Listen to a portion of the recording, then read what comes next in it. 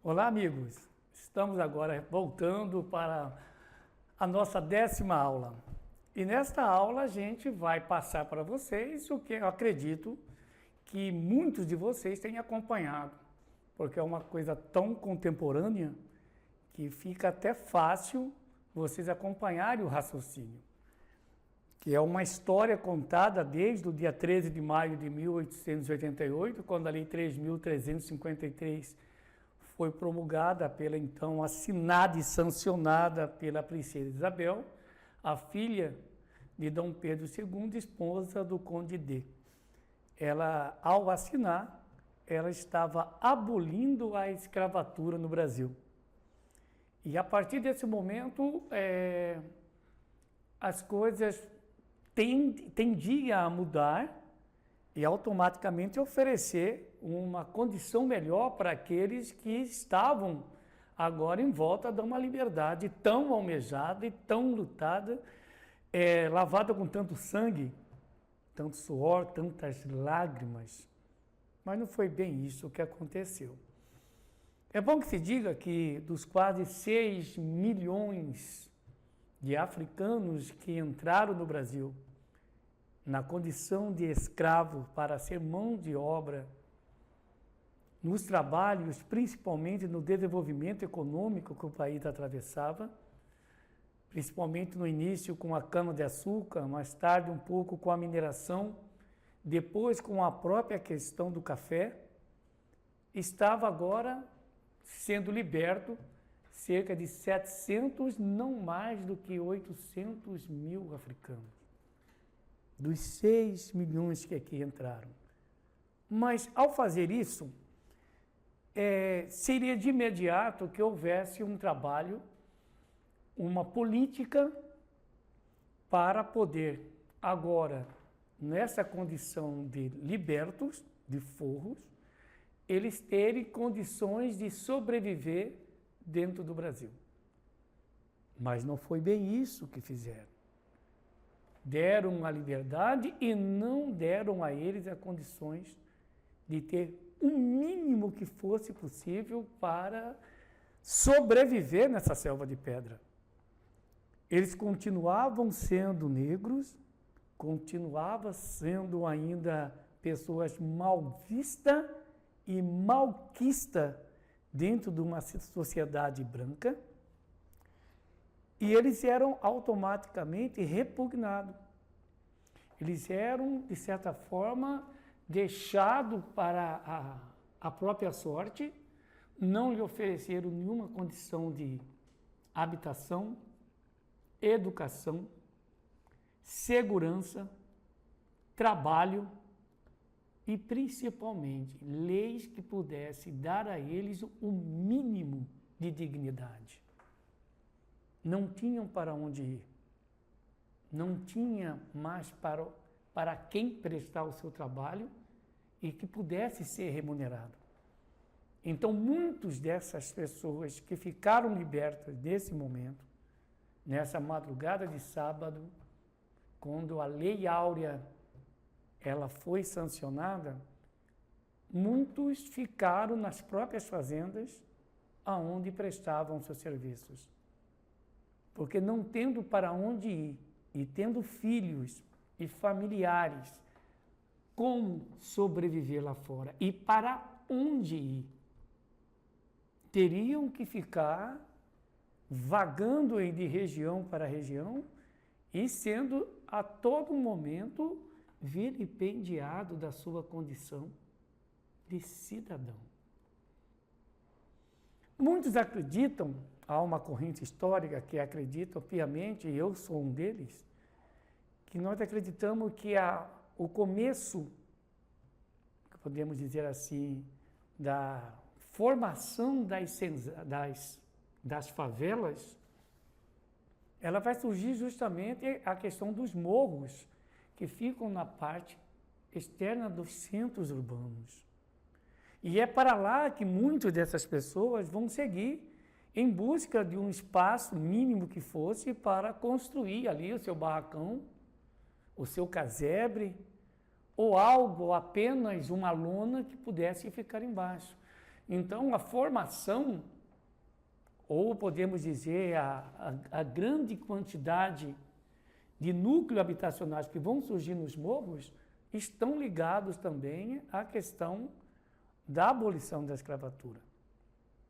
Por não ter tido essa política de colocá-los e ofertá-los lugares e regiões para que eles pudessem sobreviver e viver a partir de agora que estavam libertos. Mas não foi bem isso. A violência contra negros e negras no Brasil, ela foi secular. E pode-se dizer que até a data de hoje ainda se enfrentam resistência gravíssima nessa questão da escolha, da desigualdade social. Uma palavra muito bacana, que posso dizer para vocês que isso aí já vara gerações, já vara décadas. Desigualdade. E quando aconteceu isso, para que muitos viessem a acreditar que pudesse ser amenizado, pelo menos que fosse um pouco essa desigualdade, essas condições diferenciadas, tanto na parte do trabalho, da sua formação, da educação, das possibilidades de oferta de trabalho, de concursos públicos, de faculdades, a partir da Constituição de 1988, dá uma certa orientação e chega-se a imaginar que isso poderia ser possível. Isso não foi apenas com a questão negra no Brasil, mas a questão índia também no Brasil. A questão das áreas de proteção dos índios, a questão das regiões e daqueles que ainda tinham a condição de sobrevivente quilombola. Os herdeiros desses quilombos, das regiões quilombolas, que também pedia o seu direito de ser oficializado e reconhecido pelo governo federal, de ser reconhecido pela camada social elitista, principalmente daqueles detentores de grandes porções de terras, que também chamamos de latifundiaristas, pecuaristas, aqueles que têm como porção e proposição tomar o maior número possível de regiões e aumentar o seu poderio econômico, que nós chamamos da Constituição Cidadã. No Brasil, mata cerca de 82 jovens por dia, 77% são negros. Mas isso não é o professor Oscar que está dizendo, isso são estatísticas, são números. E esses números não acontecem apenas no Brasil, até mesmo em potências, em países que têm como símbolo a questão da liberdade, a águia da liberdade, como é a questão dos Estados Unidos da América. O que foi o apartheid na África do Sul, desenvolvido, lutado com bravura por Mandela. E essas condições que ainda se oferecem no trabalho, em que os salários são menores para os negros do que para os brancos, assim também para as mulheres negras. Algumas conquistas, claro, nós temos que citar também.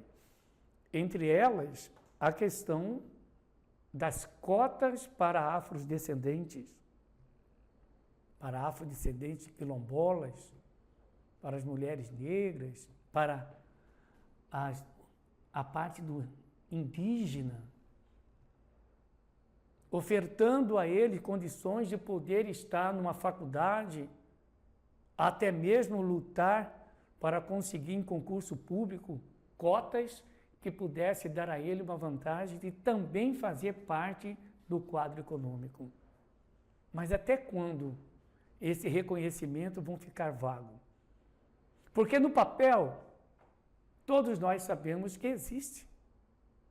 Sabemos também qual é importante essas leis para se firmar uma corrente política de desenvolvimento e respeitabilidade para com as leis vigentes. O Brasil não tem apenas uma Constituição, o Brasil teve cerca de 7 Constituições.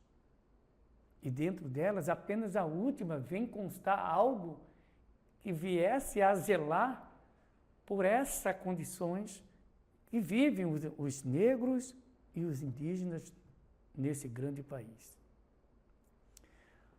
Cotas. Não seria você melhorar a questão da educação no Brasil? Olhar com bastante respeitabilidade os afrodescendentes quilombola e daquelas regiões, trazê-los para a educação que realmente eles merecem? Ofertar trabalhos condignos, que fique no mesmo patamar que aquele branco tem? As classificações para os seus trabalhos, ser realmente um trabalho condigno com o colega branco que está ao seu lado? Ou seja, temos papéis, temos leis de homens importantes, de juristas importantes, de políticos importantes. Mas até quando isso vai realmente sair do papel, na sua essência, no seu 100%? A última Constituição de 1988 já se vai com o tempo. E nós ainda estamos à mercê de uma política que venha realmente ser séria. Que não tenhamos que todos os dias ligar uma TV, ou um aparelho de celular, ou uma tela de computador e ver movimentos racistas. E esse movimento, hoje em dia, toma campos maiores. Eles saíram não só do patamar das cidades, das escolas, dos bullying pelos cabelos afros, pelos cabelos pichains, pela forma de falar, pela negritude em defender aquilo que consegue com a sua religiosidade, e a religião, principalmente, também sofrendo discriminação. Os seus orixás teriam que ser respeitados tal qual as divindades de todas as religiões. E o que nós vemos são clamores.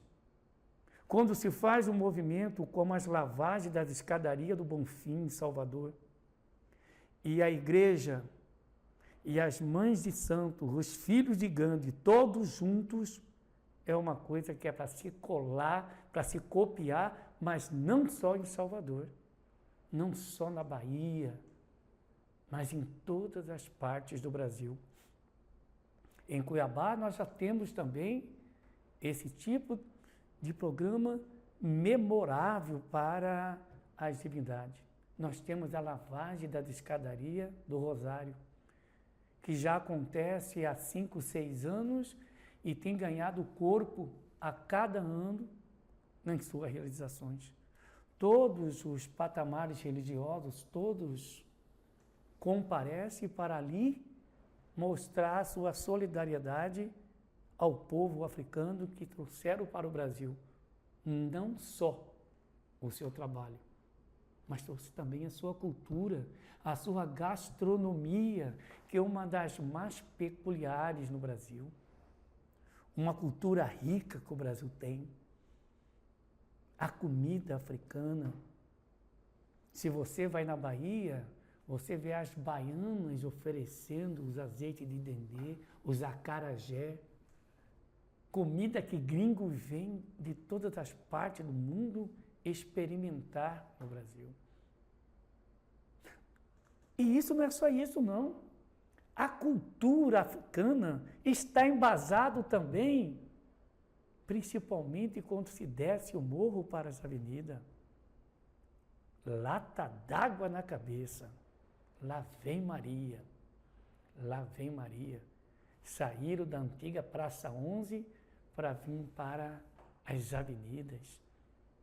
O carnaval carioca e os carnavais realizados em todos os estados do Brasil são simplesmente hoje uma rota turística para agregar todas as pessoas do mundo inteiro. E o que dizer do Carnaval do Rio de Janeiro? O que dizer das maravilhas citadas pelas escolas de samba? Estação Primeira de Mangueira, aonde surge uma das maiores vozes do morro, que é o mestre Cartola. E dali surgiram nomes importantes. Lá dos terreiros Mãe Menininha do Cantuá, que mereceu nada mais, nada menos do que uma música em que você tem Caymmi de um lado, Caetano Veloso e outros grandes nomes. Gilberto Gil, Chico Buarque de Holanda, Gal Costa. Ora, são nomes que hoje fazem parte até da Academia Brasileira de Letras, que é o caso do grande cantor Gilberto Gil. O que dizer também da capoeira? Zum, zum, zum, zum, zum, zum. Capoeira mata um. Zum, zum, zum, zum, zum, zum. Capoeira mata um. A capoeira foi uma atividade cultural proibida no Brasil desde o seu início, quando principalmente nas senzalas e nos terreiros dos quilombos, eles podiam fazer a sua manifestação cultural. E por ser algo que os brancos, as pessoas que não conheciam, discriminaram, dizendo que se tratava de algo que poderia trazer a morte àqueles que sofressem algum tipo de atentado para um capoeirista. Um capoeirista seria preso no Brasil por desordem e até mesmo por vadiagem, se encontrasse desenvolvendo a sua arte. Mas, lá pelos idos dos anos 50, quando um presidente bem conhecido e que não era negro, chamado Getúlio Dornelles Vargas, oficializou a capoeira como um dos maiores movimentos culturais do Brasil. O reconhecimento veio de um branco. E é a capoeira hoje um dos maiores símbolos da cultura africana, desenvolvida principalmente no berço da cultura africana, que é Salvador. Mas hoje já é uma manifestação internacional. Ela já ganhou espaço em países europeus e sul-americanos. Olha o quanto ganha-se esse espaço. E o que dizer no futebol?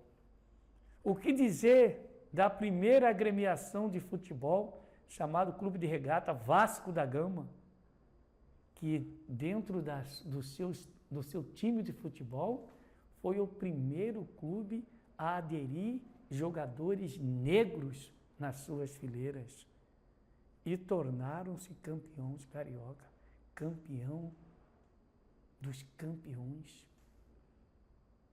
Aí as portas se abrem para outras entidades também, outras agremiações, contratá-los também. Mas chegaram de ouvir, principalmente nas arquibancadas e das associações, pedindo o afastamento ou a não inclusão de negros nos times de futebol. E esse clube foi o primeiro a mostrar que não funcionava bem assim. E o destaque começa a surgir.